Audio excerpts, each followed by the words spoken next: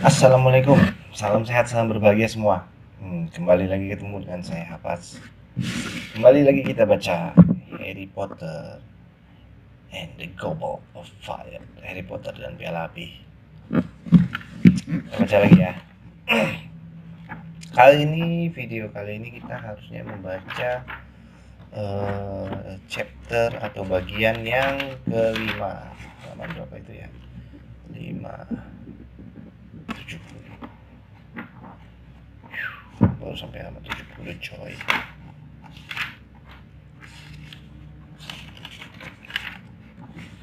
Bagian kelima, sihir sakti Weasley. Harry berpusing, makin lama makin cepat. Sikunya merapat ke tubuh, perapian-perapian samar berkelebatan cepat. Sampai dia merasa pusing dan mual dan memejamkan mata. Kemudian, ketika akhirnya dia merasa dirinya melambat, dia melempar tangan ke depan dan berhenti pada waktunya sebelum dia jatuh terjerembab keluar dari perapian di dapur keluarga Weasley. Dia makan tidak? Tanya Fred bersemangat sambil mengulurkan tangan untuk menarik Harry berdiri. Ya, kata Harry menegakkan diri. Apa sih itu? Permen lidah liar, kata Fred beriak. George dan aku yang menciptakannya, dan kami sudah sepanjang musim panas mencari orang untuk mengetesnya. Aku yang menciptakannya, dan kami sepanjang musim panas mencari orang untuk mengetesnya. Dapur kecil itu dipenuhi tawa. Harry memandang berkeliling dan melihat bahwa Ron dan George duduk di meja kayu yang digosok licin dengan dua orang berambut merah yang belum pernah dilihat Harry. Walaupun dia langsung tahu siapa tentunya mereka. Bill dan Charlie, kedua kakak tertua Weasley bersaudara. Apa kabar Harry? Sapa yang duduk lebih dekat, nyengir dan mengulurkan tangan besar yang dijabat oleh Harry. Harry merasakan tangan yang kuat, keras, dan kepalan. Ini pasti Charlie yang bekerja menangani naga di Rumania. Sosok Charlie seperti si kembar yang lebih pendek dan gempal daripada Percy dan Ron. Yang keduanya jangkung, yang keduanya jangkung dan kurus. Wajahnya lebar dan menyenangkan, biasa di udara terbuka dan banyak sekali bintik-bintiknya, sehingga sekilas seperti terbakar matahari.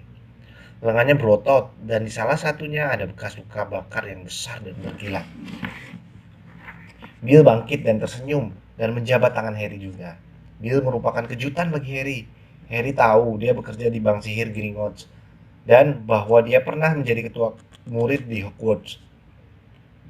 Selama ini Harry membayangkan Bill seperti Percy dalam versi lebih tua, yaitu cerewet tentang pelanggaran peraturan dan senang menyuruh-nyuruh orang lain. Ternyata Bill tak ada kata lain untuknya. Cool. Dia jangkung dengan rambut panjang yang diikat menjadi ekor kuda. Sebelah telinganya memakai anting-anting dengan gantungan yang tampaknya berbentuk taring. Pakaian Bill tidak akan tampak janggal dalam konser musik rock. Hanya saja, Harry mengenali sepatu bootnya tidak terbuat dari kulit biasa, melainkan kulit naga. Tak seorang pun dari mereka sempat berkata-kata lagi ketika terdengar bunyi pop pelan dan Mr. Weasley muncul begitu saja di balik bahu George. Belum pernah Harry melihatnya semalah itu. Sama sekali tidak lucu, Fred, dia berteriak. Apa yang kau berikan kepada Magel itu? Aku tidak memberikannya apa-apa, kata Fred, nyengir jahil sekali. Tadi kan permenku jatuh. Salahnya sendiri kalau dia memakannya, dan aku kan tidak menyuruh dia makan. Kau sengaja menjatuhkannya, raung Mr. Weasley. Kau tahu dia akan memakannya, dan kau tahu dia sedang diet. Sebesar apa lidahnya? George bertanya penuh semangat. Panjangnya hampir semeter seperempat sebelum orang tuanya mengizinkan aku mengecilkannya. Harry dan anak-anak keluarga Weasley meledak tertawa lagi. Tidak lucu, teriak Mr. Weasley. Tingkah seperti itu merusak hubungan antara penyihir dan Muggle. Kuhabiskan separuh hidupku berkampanye menentang perlakuan tidak senonoh terhadap Muggle. Tapi anak-anakku sendiri, kami tidak memberikan permen itu kepadanya karena dia Muggle, kata Fred naik darah.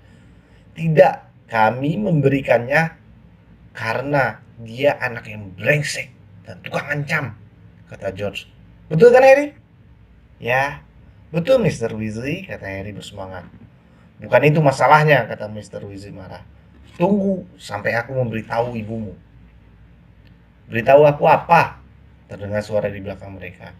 Mrs. Weasley baru saja masuk ke dapur. Dia wanita pendek, gemuk, dengan wajah sangat ramah, meskipun saat ini matanya menyipitkan curiga. Oh, halo Harry, katanya menatap Harry tersenyum. Kemudian matanya kembali ke suaminya. Beritahu aku apa, Arthur? Mr. Weasley ragu-ragu. Harry bisa melihat bahwa betapapun marahnya dia kepada Fred dan George, dia tidak benar-benar bermaksud memberitahukan Mrs. Weasley apa yang terjadi. Suasana hening, sementara Mr. Weasley memandang istrinya dengan cemas. Kemudian, dua anak perempuan muncul di pintu belakang di pintu dapur di belakang Mrs. Weasley. Salah satunya yang agak berambut coklat sangat lebat dan gigi depan agak besar-besar adalah sahabat Harry dan Ron, Hermione Granger. Satunya lagi yang lebih kecil dan berambut merah adalah adik Ron, Ginny. Keduanya tersenyum kepada Harry, yang balas nyengir, membuat wajah Ginny merah padam. Dia suka sekali kepada Harry sejak kunjungan pertama Harry ke The Burrow. Beritahu aku apa, Arthur? Mrs. Weasley mengulangi dengan suara berbahaya. Tidak apa-apa, Molly, gumam Mr. Weasley. Fred dan George tadi, tapi mereka sudah kumarahi. Apa yang mereka lakukan? Apa yang mereka lakukan kali ini? Tanya Mrs. Weasley. Kalau ada hubungannya dengan sihir sakti Weasley, bagaimana kalau kau tunjukkan pada Harry di mana dia tidur, Ron? Kata Hermione dari pintu. Dia tahu di mana dia tidur, kata Ron. Di kamarku. Dia tidur di sana ketika kita semua bisa ikut, kata Hermione tegas. Oh, kata Ron paham. Baiklah, ya. Kami ikut juga, kata George. Kau tetap di tempatmu, bentak Mrs. Weasley. Harry dan Ron menyelinap keluar dapur. Mereka bersama Hermione dan Ginny melewati lorong sempit, lalu menaiki tangga berderit yang berzigzag ke tingkat atas. Apa sih sihir sakti Weasley? Tanya Harry sementara mereka menaiki tangga. Ron dan Ginny tertawa, meskipun Hermione tidak. Mom menemukan setumpuk formulir pesanan waktu dia membersihkan kamar Fred dan George, kata Ron pelan. Daftar harga panjang untuk barang-barang ciptaan mereka. Cuma lelucon, kau tahu kan? Tongkat palsu, permen bohong-bohongan, dan banyak lagi. Luar biasa sekali. Aku tak tahu mereka menciptakan itu semua. Sudah lama kami tidak mendengar Sudah lama kami mendengar ledakan-ledakan dari dalam kamar mereka. Tapi tak pernah mengira mereka benar-benar membuat macam-macam, kata Ginny. Kami kira mereka cuma suka bunyinya. Hanya saja, sebagian besar barang itu, ya, semuanya sebetulnya agak berbahaya, kata Ron. Dan kau tahu, mereka merencanakan untuk menjualnya di Hogwarts untuk mendapatkan uang tambahan. Dan Mam marah sekali kepada mereka. Dia melarang mereka membuat barang-barang seperti itu lagi dan membakar semua formulir pesanan. Nilai OWL yang mereka dapat tidak setinggi yang diharapkan Mam. OWL adalah Ordinary Wizarding Level atau level sihir umum, ujian yang ditempuh murid-murid Hogwarts saat mereka berusia 15 tahun. Lalu terjadi pertengkaran hebat, kata Ginny. Karena Mam ingin mereka bekerja di Kementerian Sihir seperti Dad, dan mereka bilang yang ingin mereka lakukan hanyalah membuat teko lelucon. Saat itu pintu di bordos kedua terbuka dan ada wajah terjun keluar memakai kacamata bergagang tanduk dan tampak jengkel sekali. Hai Percy, sapa Harry. Oh, halo Harry, kata Percy. Aku baru membatin siapa yang membuat begitu banyak keributan. Aku sedang bekerja. Tahu, ada laporan yang harus kuselesaikan untuk kantor dan agak susah berkonsentrasi kalau orang menggeledak-geleduk naik turun tangga. Kami tidak geladak geluduk, kata Ron sebal. Kami jalan biasa. Sorry kalau kami mengganggu pekerjaan top secret Kementerian Sihir. Lagi kerja apa sih? Tanya Harry.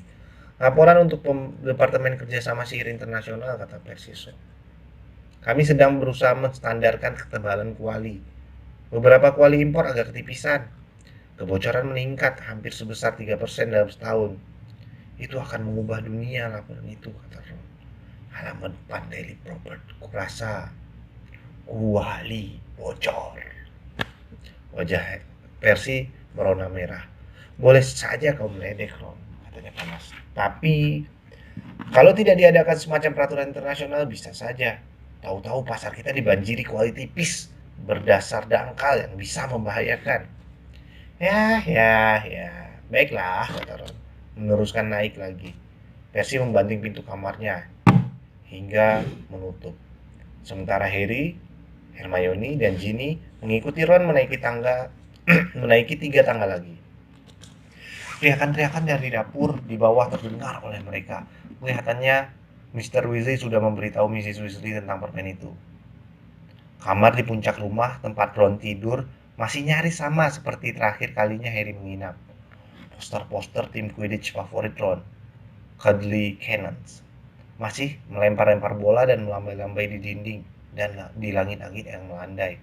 Dan tangki ikan di ambang jendela yang tadinya berisi telur kodok sekarang berisi seekor kodok amat besar. Tikus Ron yang dulu Scabbers tak ada lagi. Sebagai gantinya adalah burung hantu abu-abu kecil mungil yang mengantar surat Ron kepada Harry di private drive. Burung itu melompat-lompat di dalam sangkarnya yang kecil dan berteriak-teriak bising. Diam, Pig, kata Ron, menyelip di antara 2 dari 4 tempat tidur yang dijejal dalam kamar itu. Fred dan George akan tidur di sini bersama kita, karena Bill dan Charlie tidur di kamar mereka. Dia memberitahu Harry. Percy tak bisa diganggu, karena dia harus bekerja. Kenapa burung hantu itu kau namakan Pig? Harry bertanya kepada Ron. Heran sekali, karena burung itu tak ada mirip-miripnya dengan babi. Karena Ron tolol, kata Ginny. Namanya yang sebenarnya adalah Pigwidgeon. Ya, dan itu sama sekali bukan nama yang tolol, kata Ron sinis. Ginny yang ngasih nama, dia menjelaskan kepada Harry. Dia menganggap nama itu manis dan aku berusaha mengubahnya. Tapi sudah terlambat. Burung itu tak mau menjawab bila dipanggil dengan nama lain. Terpaksa namanya Pig. Aku harus mengurungnya di sini karena dia membuat jengkel Arrow dan Hammers. Dia juga membuatku jengkel, tahu. Pigwidgeon berterbangan riang di dalam sangkarnya, berhuru-huru nyari. Harry kenal baik Ron. Jadi dia tahu Ron tidak serius. Dia dulu tak henti-hentinya mengeluh tentang tikusnya Scabbers, tapi terpukul sekali ketika kucing Hermione Crookshanks dikiranya telah memakannya. Di mana Crookshanks? Harry menanya Hermione. Di kebun kurasa, jawabnya. Dia senang mengejar-ngejar jembalang. Dia tak pernah melihat jembalang sebelumnya. Percy senang bekerja rupanya, kata Harry. Setelah duduk di salah satu tempat tidur dan memandang Cuddly Cannons yang meluncur masuk keluar poster-poster di langit. Senang, kata Ron coba. Kurasa dia tak akan pulang kalau tidak dipaksa Dad. Dia terobsesi. Jangan sekali-sekali menyebutkan bosnya. Menurut Mr. Crouch, seperti yang katakan kepada Mr. Crouch, Mr. Crouch berpendapat. Mr. Crouch memberitahuku. Pertunangan mereka bisa diumumkan setiap setahun. Liburan musim panas menyenangkan, Harry? Tanya Hermione. Kau terima kiriman makanan dari kami? Ya, terima kasih kembali. Terima kasih sekali, kata Harry. Kue-kue itu menyelamatkan hidupku. Dan apakah kau sudah mendapatkan kabar dari... Ron berhenti ketika Hermione memandangnya dengan tajam. Harry tahu Ron akan bertanya tentang Sirius. Ron dan Hermione sangat terlibat dalam membantu Sirius lolos dari Kementerian Sihir, sehingga keprihatinan mereka tentang Sirius sama seperti Harry. Meskipun demikian, membicarakan Sirius di depan Ginny tidaklah bijaksana. Tak ada yang tahu kecuali mereka dan Profesor Dumbledore bahwa Sirius berhasil lolos. Juga tak ada yang percaya bahwa Sirius tak bersalah. Kurasa mereka sudah berhenti bertengkar, kata Hermione, untuk menutupi kecanggungan. Sementara Ginny penasaran bergantian memandang Ron dan Harry. Bagaimana kalau kita turun dan membantu ibu menyiapkan makan malam? Ya, baiklah, kata mereka. Mereka berempat meninggalkan kamar Ron dan turun lagi. Mrs. Weasley sendirian di dapur, kelihatannya marah sekali. Kita makan di kebun, katanya ketika mereka muncul. Tak cukup untuk 11 orang dalam sini, anak-anak. Anak-anak perempuan, tolong bawakan piring-piring ini keluar. Bill dan Charlie sedang memasang meja. Pisau dan garpu kalian berdua, katanya kepada Ron dan Harry. Seraya mengacungkan tongkat sihirnya. Sedikit lebih bersemangat daripada yang dimauinya. Ke arah seonggok kentang di tempat cuci piring. Kentang-kentang itu dilepas dari kulitnya cepat sekali sehingga berterbangan dan memelanting-melenting dari dinding dan langit-langit. Astaga, bentaknya. Sekarang mengacungkan tongkatnya kepada Baskom yang melompat dari rak dan mulai meluncur-luncur di lantai, menangkap-nangkap kentang-kentang itu. Dua anak itu, kata jengkel. Sekarang mengeluarkan panci dan wajan dari dalam lemari. Dan Harry tahu yang dimaksud adalah Fred dan George. Aku tak tahu mau jadi apa mereka nanti. Benar-benar tak tahu. Tak punya ambisi. Kecuali kalau membuat sebanyak mungkin keributan yang dianggap sebuah ambisi. Mrs. Weasley membanting panci tembaga besar di atas meja dapur dan menggoyang tongkat sihirnya memutar di dalamnya. Saus kekuningan mengucur dari ujung tongkat sementara dia mengaduk. Bukannya mereka tak punya otak, dia meneruskan dengan jengkel. Membawa panci itu ke atas kompor dan menyalakan kompornya dengan sentuhan tongkatnya. Tetapi mereka menyia-nyiakannya dan kalau mereka tidak segera mengubah diri, mereka akan mendapat kesulitan besar. Jumlah laporan yang dibawa burung hantu dari Hogwarts lebih banyak daripada laporan anak-anak lain bila dijumlahkan bersama-sama. Kalau mereka terus begini, mereka akan dibawa ke kantor penggunaan sihir yang tidak pada tempatnya. Mrs. Weasley menusukkan tongkatnya pada laci perabot dan langsung terbuka. Harry dan Ron langsung melompat menghindar ketika beberapa pisau meluncur di dalamnya, berterbangan melintasi dapur dan mulai memotong-motong kentang yang baru saja dituang kembali ke dalam tempat cuci piring oleh si Baskom. Aku tak tahu apa salah kami terhadap mereka, kata Mrs. Weasley, menaruh tongkatnya dan mulai mengeluarkan lebih banyak panci lagi. Selalu saja begitu selama bertahun-tahun. Dan mereka tak mau mendengarkan. Oh, tidak lagi. Dia telah memungut tongkatnya dari atas meja dan tongkat itu mengeluarkan cicit keras lalu berubah menjadi tikus karet besar. Salah satu tongkat palsu mereka lagi, teriaknya. Beberapa kali sudah kuberitahu mereka agar jangan menggeletakkan tongkat palsu mereka di sembarang tempat. Dia mengeluarkan tongkatnya yang asli dan ketika berbalik, ternyata saus di atas kompor sudah berasap. Ayo, kata Ron buru-buru kepada Harry, menyambar segenggam pisau dan garpu dari dalam laci yang terbuka. Kita bantu Bill dan Charlie. Mereka meninggalkan Mrs. Weasley dan keluar lewat pintu belakang menuju kebun. Baru saja mereka berjalan beberapa langkah, kucing jingga Hermione yang berkaki bengkok, Crookshanks, melesat dari kebun. Ekor sikat botolnya tegak ke atas, mengejar sesuatu yang tampaknya seperti kentang berkaki. Harry langsung mengenalinya sebagai Jembalang. Dengan tinggi cuma 1/4 meter, kakinya yang bertanduk bergerak dengan cepat ketika mereka berlari menyeberangi kebun dan terjun dalam salah satu sepatu bot Wellington yang bertebaran di sekitar pintu. Harry bisa mendengar si Jembalang terkikik geli ketika Crookshanks memasukkan kaki depannya ke dalam sepatu bot, berusaha meraihnya. Sementara itu, bunyi gedebuk keras datang dari sisi lain rumah. Sumber kebisingan ini baru mereka ketahui ketika mereka tiba di kebun dan melihat Bill dan Charlie mengacungkan tongkat dan sedang membuat dua meja tua berterbangan tinggi di atas halaman, bertabrakan, masing-masing berusaha menjatuhkan yang lain. Fred dan George bersorak menyemangatinya. Ginny tertawa dan Hermione berdiri dekat pagar tanaman, tercabik antara geli dan cemas. Meja Bill menghantam meja Charlie dengan bunyi kubrak keras dan mematahkan salah satu kakinya. Terdengar derak dari atas dan mereka semua mendongak. Kepala Percy terjulur keluar dari jendela di lantai 2. Bisa diam tidak sih?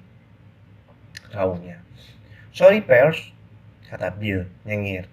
Bagaimana kemajuan pantat kualinya? Buruk sekali, keluh Percy, dan dia membanting jendelanya. Terkekeh, Bill dan Charlie mengarahkan kedua meja mereka dengan aman ke rumput. Kedua ujung merapat, kemudian dengan satu jentikan tongkatnya, Bill menempelkan kembali kaki mejanya dan menyihir taplak meja entah dari mana. Pada pukul 7 kedua Pada pukul 7 kedua meja sudah keberatan menyangga berpiring-piring masakan lezat Mrs. Weasley. Dan kesembilan Weasley, Harry, dan Hermione duduk bersiap makan di bawah langit jernih biru gelap. Bagi orang yang cuma makan kue yang semakin hari semakin tengik, ini sungguh surga. Dan awalnya Harry cuma mendengarkan, tidak ikut bicara. Sementara dia mengambil pie ayam dan daging asap, kentang rebus, dan salad. Di ujung meja, Percy menceritakan kepada ayahnya seluruh laporannya tentang dasar kuali. Mr. Crouch sudah kuberitahu bahwa laporannya hari Selasa sudah akan selesai, kata Percy angkuh. Lebih awal dari dugaannya, tapi aku suka bekerja gesit. Kurasa dia akan berterima kasih kepada aku menyelesaikan begitu cepat. Maksudku, departemen kami saat ini luar biasa sibuk dengan adanya persiapan Piala Dunia. Kami tidak mendapatkan dukungan yang kami butuhkan dari Departemen Permainan dan Olahraga Sihir, Ludo Bagman. Aku suka Ludo, kata Mr. Weasley lunak. Dialah yang memberi kita tiket bagus Piala Dunia. Aku membantunya sedikit. Kakaknya, Otto, mendapat kesulitan. Mesin pemotong rumput dengan kekuatan luar biasa. Aku membereskannya. Oh, Bagman cukup menyenangkan tentu saja, kata Percy sambil lalu. Tapi bagaimana dia bisa jadi kepala departemen? Kalau aku bandingkan dengan Mr. Crouch, tak ada yang bisa kubayangkan. Mr. Crouch kehilangan salah satu anak buahnya dan dia berusaha mencari tahu apa yang terjadi padanya. Tahu kan, Bertha Jorkins sudah menghilang lebih dari sebulan sekarang. Berlibur ke Albania dan tak pernah kembali. Ya, aku tanya Ludo tentang itu, kata Mr. Weasley mengerut kening. Dia bilang Bertha sudah sering tersesat sebelum ini. Meskipun, jujur saja kalau itu orang dari departemenku, pasti aku sudah cemas. Oh, Bertha payah memang, kata Percy. Kudengar dia disingkirkan dari satu departemen ke departemen lain selama bertahun-tahun. Tukang bikin susah. Tapi meskipun demikian, Bagman seharusnya berusaha mencarinya.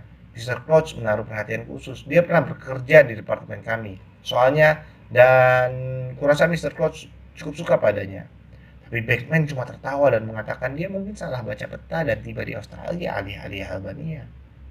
Meskipun demikian, Percy mengembuskan napas dengan impresis dan meneguk anggur elderflower banyak-banyak. Pekerjaan kami di Departemen Kerjasama Sihir Internasional sudah cukup banyak, tanpa harus mencari karyawan departemen lain yang hilang. Seperti ayah tahu, masih ada acara besar lain yang harus kami organisir setelah Piala Dunia. Percy berdehem sok penting dan memandang ke ujung meja yang lain, tempat Harry, Ron, dan Hermione duduk. Ayah tahu apa yang kumaksud. Suaranya dikeraskan, yang sedikit, yang top secret. Ron memutar matanya dan bergumam kepada Harry dan Hermione. Sudah lama dia berusaha membuat kami bertanya acara apa itu sejak dia mulai bekerja. Mungkin pameran kuali berpata tebal. Di tengah meja, Mrs. Weasley berdebat dengan Bill soal anting-antingnya, yang rupanya belum lama dipakainya. Dengan taring besar yang mengerikan, astaga Bill, apa kata mereka di bank? Mam, tak seorang pun di bank peduli bagaimana aku berpakaian asal aku membawa pulang banyak harta, kata Bill sabar. Dan rambutmu makin tidak pantas, nak, kata Mrs. Weasley mengelus tongkatnya dengan sayang. Bagaimana kalau aku potong sedikit? Aku suka rambut panjangnya, kata Ginny yang duduk di sebelah Bill. Mam kuno sekali. Lagi pula, panjangnya tak seberapa dibanding rambut Profesor Dumbledore. Di sebelah Mrs. Weasley, Fred, George, dan Charlie bicara penuh semangat tentang Piala Dunia. Pasti Irlandia, kata Charlie tak jelas. Mulutnya penuh kentang. Mereka menggilas Peru di semifinal.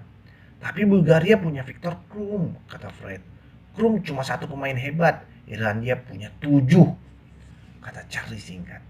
Sayang sekali Inggris tidak berhasil lolos. Sangat memalukan.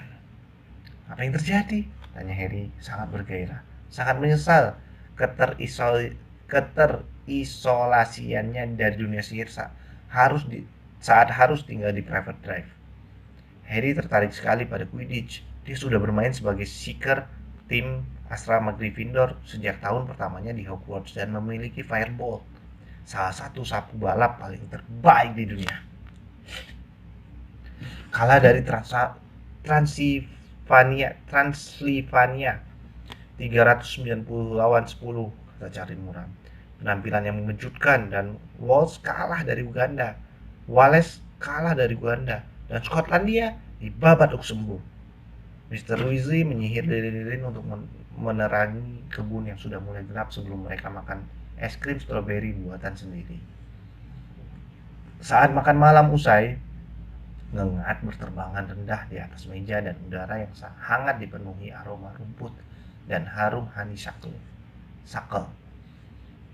yang bunganya berbentuk lonceng. Harry merasa kenyang dan senang ketika dia mengawasi beberapa jembalang melompati semak mawar, tertawa terbahak-bahak dikejar Crookshanks. Ron memandang berkeliling meja untuk memastikan semua keluarganya sedang sibuk berbicara, kemudian berkata sangat pelan kepada Harry, "Jadi, kau sudah dapat kabar dari Sirius belakangan ini?" Hermione memandang berkeliling, memasang telinga tajam-tajam. "Ya," kata Harry pelan. "2 kali. Dia kelihatannya baik-baik saja. Aku menulis kepadanya kemarin. Mungkin dia akan membalas waktu aku di sini." Harry mendadak teringat alasannya menulis kepada Sirius saat dia sudah nyaris memberitahu Ron dan Hermione tentang bekas lukanya yang sakit lagi, dan tentang mimpi yang membuatnya terbangun. Tapi dia tak ingin membuat mereka cemas sekarang. Tidak ketika dia sendiri merasa sangat bahagia dan damai. "Astaga, sudah jam berapa?" celetuk Mrs. Weasley tiba-tiba, memandang arlojinya. "Kalian semua seharusnya sudah di tempat tidur. Kalian harus bangun. Kalau kau tinggalkan daftar keperluan sekolahmu, akan kubelikan besok di Diagon Alley. Aku akan membelikan yang lain juga. Mungkin tak ada waktu lagi setelah Piala Dunia. Pertandingan berlangsung 5 hari pada Piala Dunia yang lalu." "Wow, mudah-mudahan kali ini juga," kata Harry antusias. "Kuharap tidak," kata Percy sok rajin. "Aku bergidik memikirkan tumpukan-tumpukan surat masukku kalau aku meninggalkan kantor selama 5 hari. Ya, siapa tahu ada yang menyelipkan kotoran naga lagi." Pers," kata Fred. "Itu contoh pupuk dari Norwegia," kata Percy, wajahnya merah padam. "Bukan kiriman pribadi untukku." "Pribadi?" Fred berbisik kepada Harry ketika mereka beranjak dari meja. "Kami yang kirim." Itu chapter 5 dari Harry Potter dan Piala Api. Sudah di rumah si keluarga Weasley. Harry-nya sudah di rumah di keluarga Weasley. The Burrow. Ya, panggilannya The Burrow. Mereka masih senang-senang. Harry sudah berkumpul dan mulai hidup lagi di dunia sihir. Katanya mau Piala Dunia Quidditch. Oke, itu saja dulu. Nanti kita ketemu di video-video lainnya, di chapter-chapter Harry Potter lainnya, dan di bacaan-bacaan lainnya, serta kesoktahuan lainnya. Dan jangan lupa baca sendiri, karena imajinasi atas satu kata beribu makna itu akan datang di kepala Anda yang referensinya berbeda-beda. Oke, salam sehat, salam berbahagia. Assalamualaikum.